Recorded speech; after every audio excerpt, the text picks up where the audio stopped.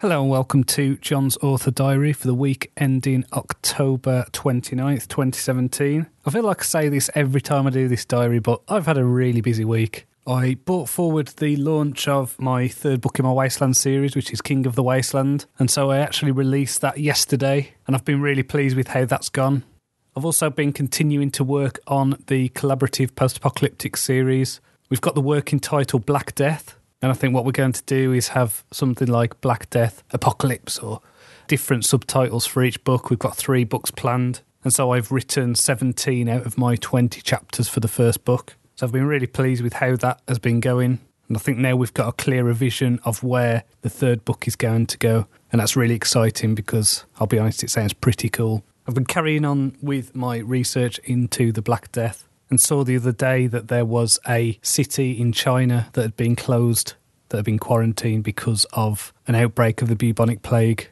So it's kind of scary that we write in this speculative fiction where you have the perfect storm of a post-antibiotic world and the spread of the plague, and then realise that it's not actually quite as speculative as you think. I was intrigued by a lot of the theories about why the initial plague started to spread, and one of them, which I've never heard before, is about gerbils. Now, I've always seen gerbils, little cute pets with fluffy tails and just little domesticated things. But apparently unseasonal breeding saw these rodents spreading the fleas that spread the plague.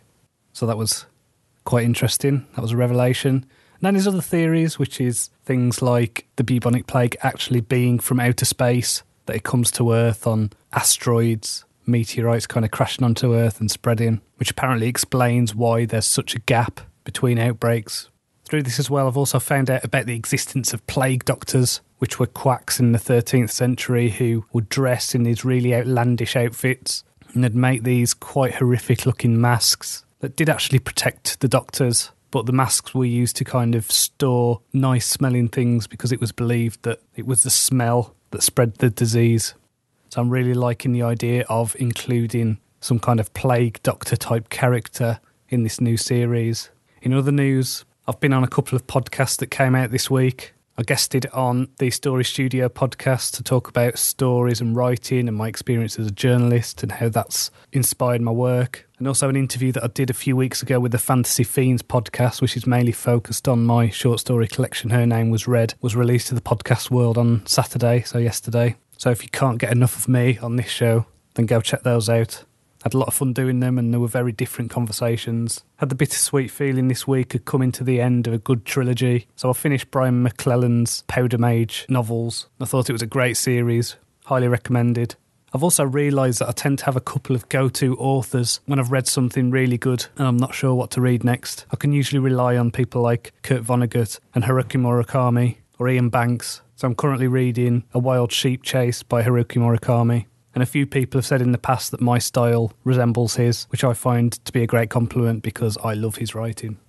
So next week I'm gearing up to start doing NaNoWriMo, which is National Novel Writing Month. This is essentially where you write a 50,000 word novel in 1 month. Now last year I wrote Wizard of the Wasteland. That was my first novel in my Wasteland series.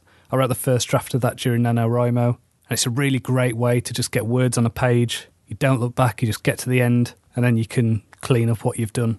My intention isn't to write a novel this time, it's to write my contribution to the next 2 books in the Black Death series, because I think my contribution to both those books will be in the region of 25,000 words per book. So I want to try and get the next 3 scenes for the first book done over the next few days, and then start outlining book 2. I've got vague ideas for book 2. I've got some scenes that I definitely want to include, and I know where they are at the start and I know where they need to be at the end. But it's just that middle bit, the ups and downs of the story and the development of the characters, that I need to have a think about over the next few days so that when it comes to Wednesday, I can hit the ground running. Finally, I've had some more questions this week. Alison Ingleby asked where I get my stories from for the Ray Bradbury Challenge. Now, I've mentioned in the past that I read a short story, a poem and an essay every single day. Now, this is part of the Ray Bradbury Challenge, which is where you do this non-stop for 1,000 days. So I report everything that I do on my website, and I believe I'm on day 429 of 1,000. Because I'm visually impaired, I do most of my reading through audio, and I've found that there's so many short story podcasts out there and anthologies on Audible and things like LibriVox, which is the place where you can get public domain stories, that you never run out of stuff. I like podcasts like 600 Second Saga, which is a flash fiction podcast. So very short stories, under 10 minutes long, and they do science fiction and fantasy. I know that my story, Basilisk on a Yellow Field, was on there, and I believe I've got another one coming at the end of November called To Grip the Bright White Chains, which is a post-apocalyptic one. If you like things like crime fiction, there's the Alfred Hitchcock Mystery Magazine podcast. Now, they don't update very often, but there's some really good stories on there. Apex Magazine do a lot of fantasy, science fiction, sometimes creeping into horror and weird fiction. Beneath Ceaseless Skies do adventure fantasy, and some of the stories on there are fantastic. Cast of Wonders is a fantasy podcast that I think is mainly young adult. I think it's a younger audience for that one, but they sometimes have some good stuff. Clark's World magazine is excellent, fantasy and science fiction again. And he has Kate Baker doing narration, who's got an excellent voice. Escape Pod do a lot of good science fiction stories, and Far-Fetched Fables have some really good fantasy stories. Glitter Ship does science fiction stories with a LGBTQ slant. There's LeVar Burton Reads, which is basically LeVar Burton picking good short stories and reading them, and that's in lots of different genres. There's Lightspeed magazine, which is fantasy and science fiction. I'm a big fan of this podcast. I think they do a lot of really good stories, really high quality writing. Morning Short is a pretty decent podcast, though they haven't updated for a long time now. A lot of their stories are, I think they're public domain ones, kind of early 20th century, late 19th century. A lot of people like Mark Twain and O. Henry. I think there was an F. Scott Fitzgerald one in there. Leo Tolstoy, that kind of thing. Nature magazine do a short science fiction story every month. There's Nightmare magazine if you like horror and dark fantasy. Podcastle is another good fantasy one. And the same people do Pseudopod, which is more horror.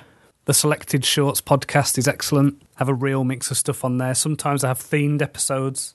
Like they've had one recently with Neil Gaiman, which is about funny, scary stories. They get stories by people like Stephen King and Chuck Palahniuk, and they're too hot for radio. Stories can be very violent and sometimes erotic, and so there's a real mix there. Starship Sofa does a lot of good science fiction. Strange Horizons is a really interesting one. They do a lot of weird science fiction, fantasy, kind of bordering on horror stories. I really like their stuff, actually. And I do a monthly poetry thing as well, which is really cool. Tales to Terrify, which is another horror podcast. And then there's things like Centropic Oracle, which is science fiction, and The Other Stories, which do a range of speculative genres. The New Yorker also do a couple of fiction podcasts. Now, I really recommend these, especially to writers, because there's some excellent stories on there, really high quality writing. There's a podcast called The Voice Before the Void, which deals with a lot of gothic stories. So a lot of people like Poe and H.P. Lovecraft will appear on that one. And then you've got Uncanny Magazine, which is another speculative one.